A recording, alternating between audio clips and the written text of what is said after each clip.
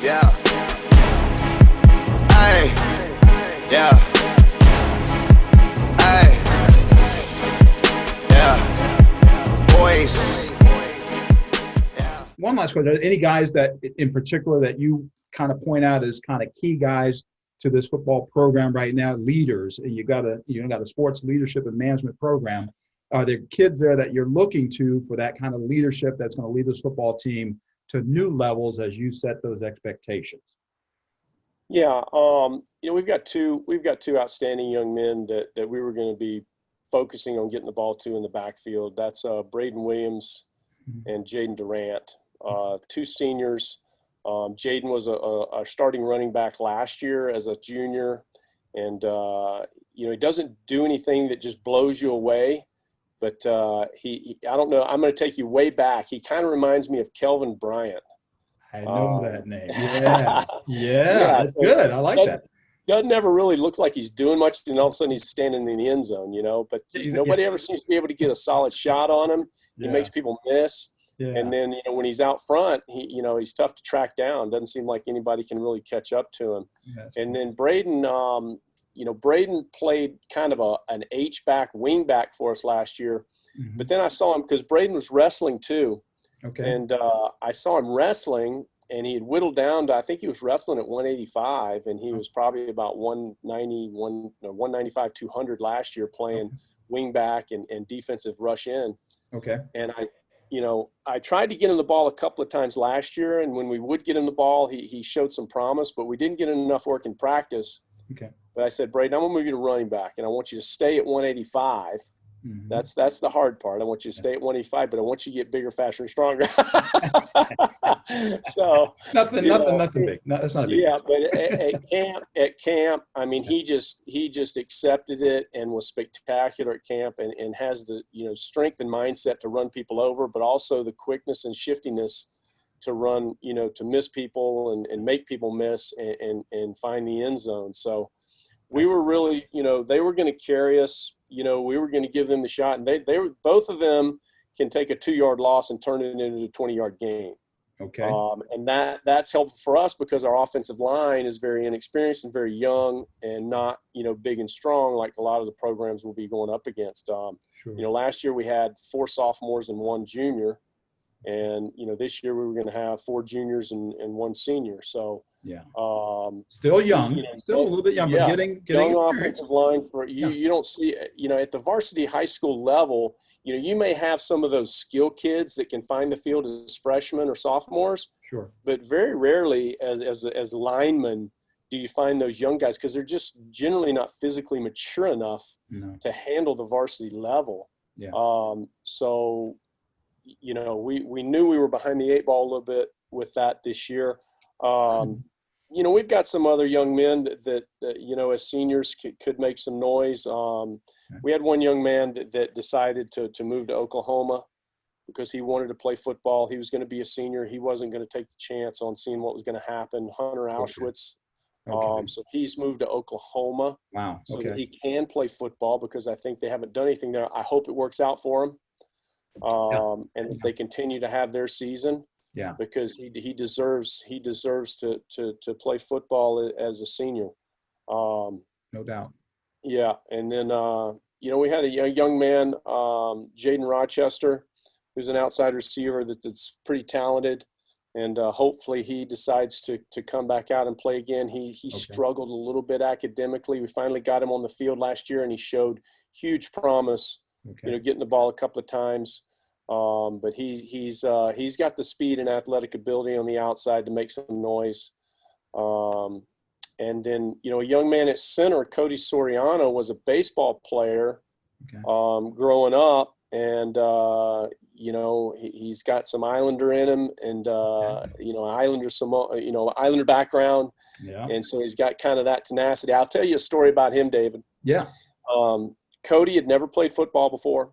And we started working with him during the summer of before last year's season, and not overly impressed, to be honest with you. A little soft, wouldn't attack, wouldn't be aggressive. Right. But he had good feet and he had want to. So at the end of the summer, he always goes back and spends 2 weeks, 3 weeks in Hawaii and visits his uncle. Okay. So Cody shows back up for, the start of official preseason practice, and he is a different guy. Wow. Getting after it, hitting people, latching onto them, moving them. So I told his dad, I said, listen, we're loading up our entire team. We're sending them to Cody's uncle in Hawaii. Whatever they did. I wonder what they did. I wonder what he did. Whatever they did over there is what I want to do to the entire team. No, I don't think you'd have a whole lot of trouble getting guys to pack bags and go over there. But I don't know what they do once they get over there. But I know it was fantastic. So wow. That's those are kind of our seniors. Yeah.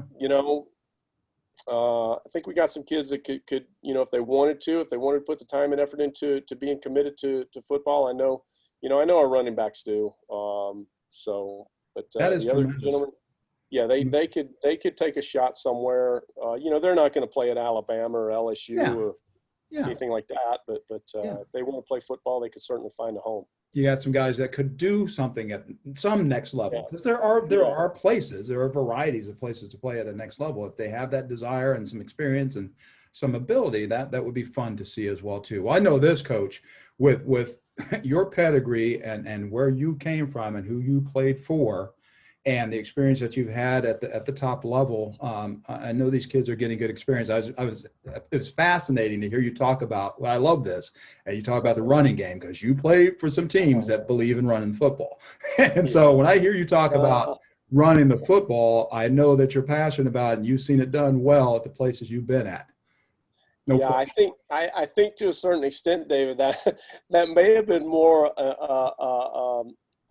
a factor of us not being able to throw it. When I started coaching, back at the youth level, we started with double wing. Yeah. And I'm like, hey, this teaches fundamental football aspects across the line of scrimmage.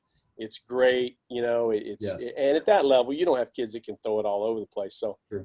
We do rely on the run a lot. We were packaging, we were putting together a package. So we had a young man at quarterback last year who had never played quarterback in his entire life. He was always a running back and a linebacker. Sure. Oh, wow. And okay. but he was one of our better athletes. Yeah. And so we put him at quarterback, and he struggled, early on. But when we got him, running some type of option game, not necessarily straight, old traditional option, but, power read and zone read and stuff like that, he sprouted and came alive.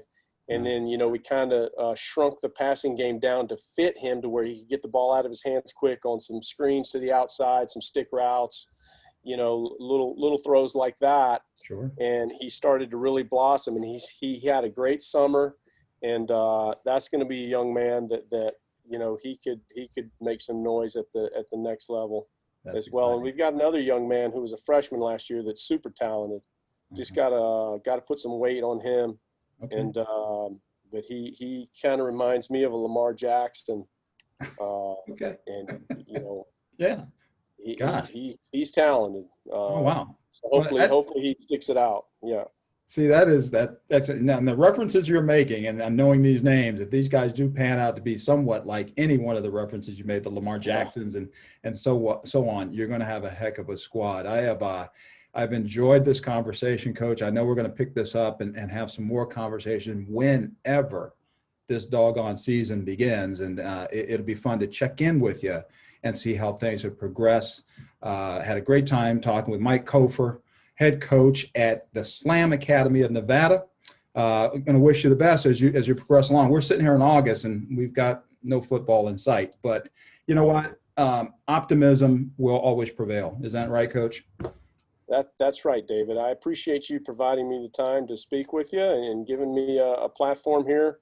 And anytime you want to do this, feel free. I'm willing and raring to go. We're excited about that, and we're grateful. I know people will enjoy hearing the stories that you told, and we predicate ourselves on getting inside the game, going a little further than X's and O's, and I know they'll enjoy those stories. There'll be many folks that will remember a lot of the names that you put out there. So, Coach, thank you very much. Enjoyed having your angelic presence there. That was awesome. Let's get it back. Hold on. Let's get it back. Wait, come on. Turn up. There it is. There's a miracle. I love it. Thanks for joining us, Coach Cofer. We will be back in touch, and we'll talk it up and see how things are progressing. Okay. You have a great afternoon. Thank you, sir. That's a deal, man. You got it. Yeah.